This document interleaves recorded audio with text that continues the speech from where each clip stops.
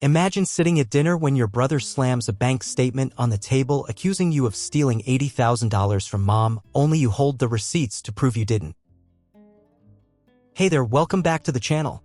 Whatever you're doing right now, grab a seat and settle in because today's story is one you won't want to miss. We're diving into a jaw-dropping family drama where our main character, Delaney Brooks, is suddenly accused of stealing $80,000 from her own mother. Can you imagine being blamed for a crime you didn't commit? Have you ever been in a situation where you felt completely betrayed by someone you love? Stick around to find out how Delaney unravels the truth and fights back, and if you enjoy these kinds of real-life twists, don't forget to hit that subscribe button so we can keep bringing you more unbelievable stories. Thanks for watching, let's get started. They say the worst betrayals come from those you'd never suspect. I always thought that was melodramatic until the day my own siblings tried to frame me for a crime I didn't commit. My name is Delaney Brooks. I'm 35, single, and based in Portland, Oregon, where I work as a cybersecurity fraud investigator.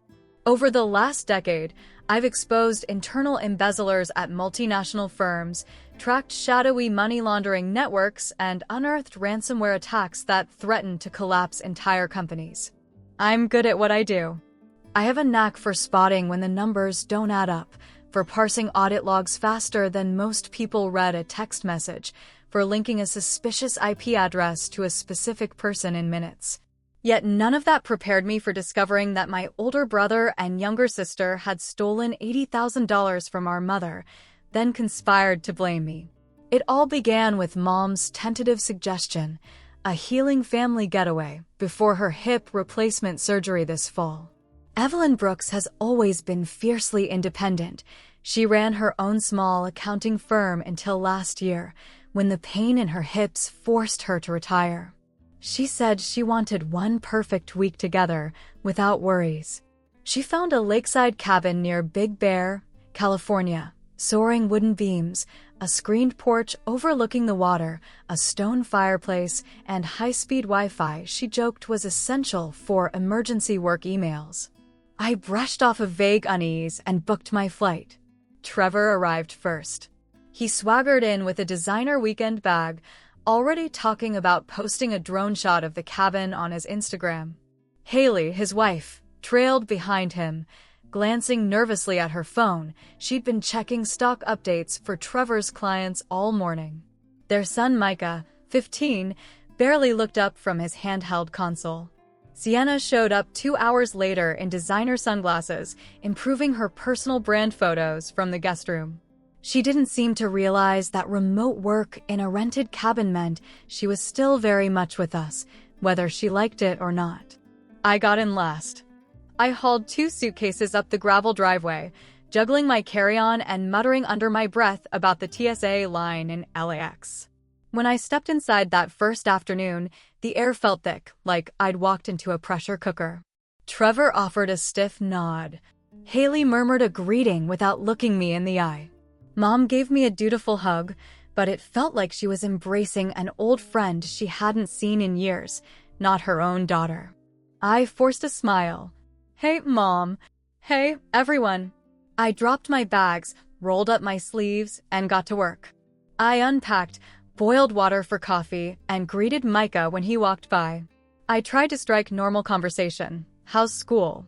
Seen any good shows lately? But each reply was clipped, distracted. No one made eye contact. No one laughed. Day 2 was more of the same.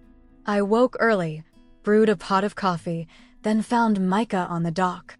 Want a kayak? I offered. He shrugged and nodded. I dragged the canoe down to the water's edge, loaded us in, and we paddled in silence beneath towering pines. Later, I sat with Mom over breakfast, helping her link her new health monitoring app to her insurance portal. I watched her wince as she clicked through screens, and I marveled at how agile she still was, even when her hips ached. She smiled at me, but there was a flicker of worry in her eyes. That evening, I noticed Sienna sneaking into the cabin office and closing the door. I frowned. I knocked. No answer. I half expected to find her on a conference call, but when I peeked inside, she was scrolling through bank statements on Mom's laptop. My heart clenched. They were doing something shady. The thought crawled under my skin and wouldn't leave. I thought about calling her out, but I hesitated. Family drama is messy. I didn't want to be that sibling who got everyone upset before dinner. So I stayed quiet. Night 3 arrived with that smug sense of the second arrow. We sat around the table, Mom in her birthday color cardigan, Trevor polishing off his third helping of casserole, Haley nodding along to a work update on her smartwatch, Sienna tapping her phone screen. I'd brought apple pie from the local bakery, flaky crust, cinnamon-scented filling. I cut the first slice and held it aloft like a peace offering. Then Trevor slammed his fork down. "We can't keep pretending nothing happened," he said, voice hushed but firm. He leveled me with a stare that made the firelight dance in his eyes. "There's the matter of the missing money." My fork froze inches from my mouth. "What money?" Sienna set her phone on the table as if it were a bomb she'd defused. "Mom's investment account, 18 years of savings, $80,000, gone." I looked at Mom. Her face was pale, lips pressed tight. She looked away, tears pooling in her eyes. "It happened after Delaney helped me with online banking," she whispered. My chest tightened. "You think I stole from Mom?" I said, though I could feel their verdict in the room before I even finished the question. Trevor crossed his arms. "We don't think we know. You had exclusive access. You set this up." I closed my eyes. Breathe. Fight or flight. Neither seemed safe. Then I stood. I pushed my chair back, feeling the legs scrape across the hardwood floor like nails on a chalkboard. I said, "Okay, let's talk about it." I reached for my laptop in my bag. They looked at me like I was going to run. Instead, I flipped it open and set it on the table. "I was hoping it wouldn't come to this," I said, "but I've been monitoring Mom's account since you all inconveniently forgot to mention that it was missing." I clicked a few times and shared my screen on the cabin's smart TV.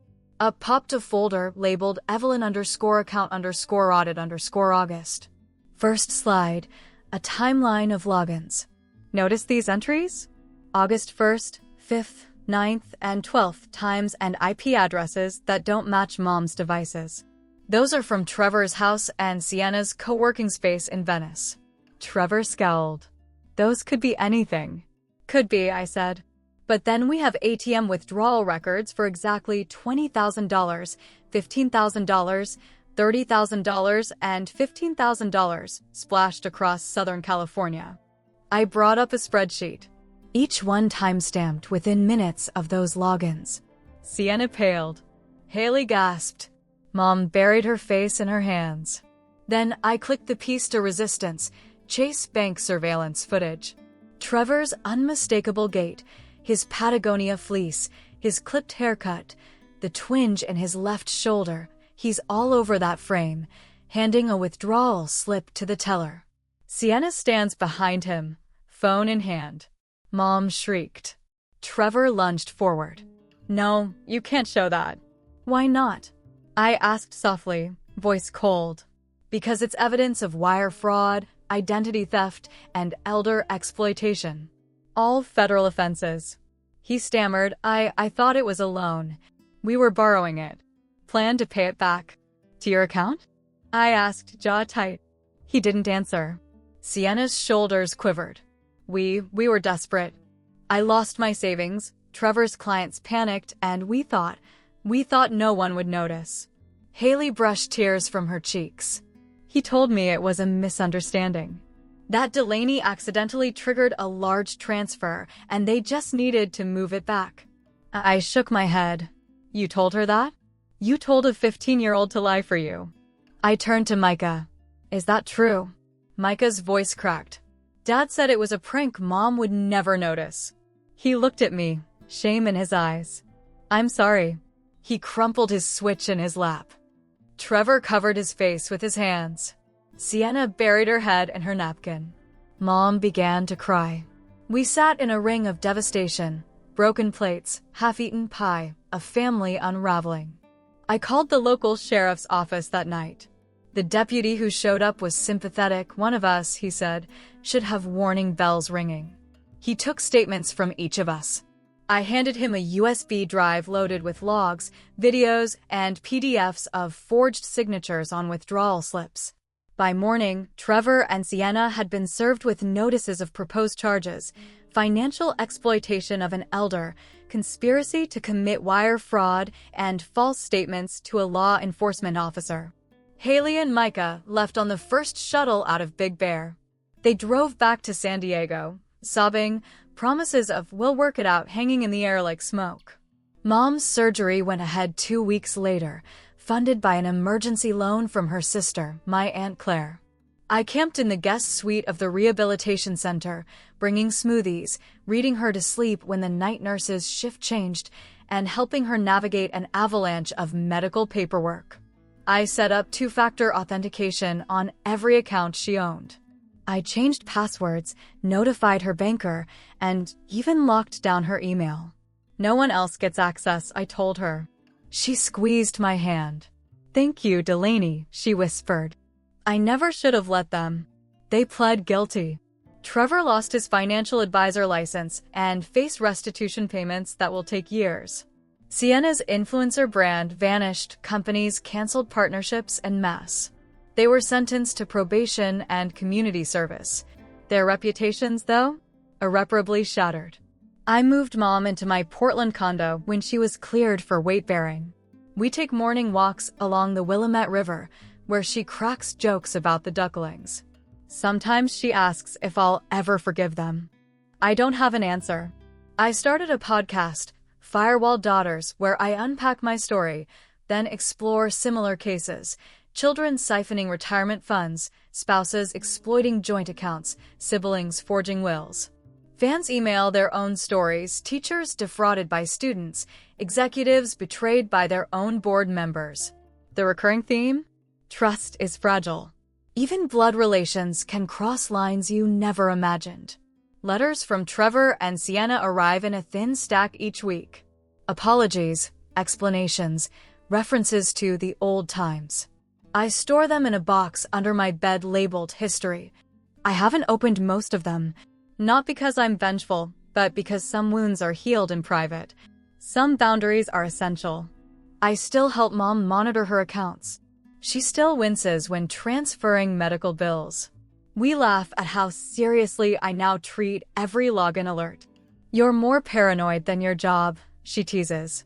I smile. Better paranoid than victim.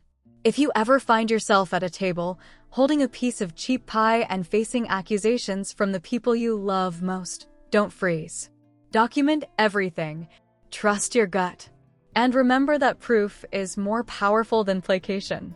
Because sometimes the ones you call family are the only ones who know your safe words and will use them against you. Always check the receipts. What did you think of Delaney's story? Drop your thoughts and reactions in the comments below. Whether it hit home or blew your mind, I want to hear from you.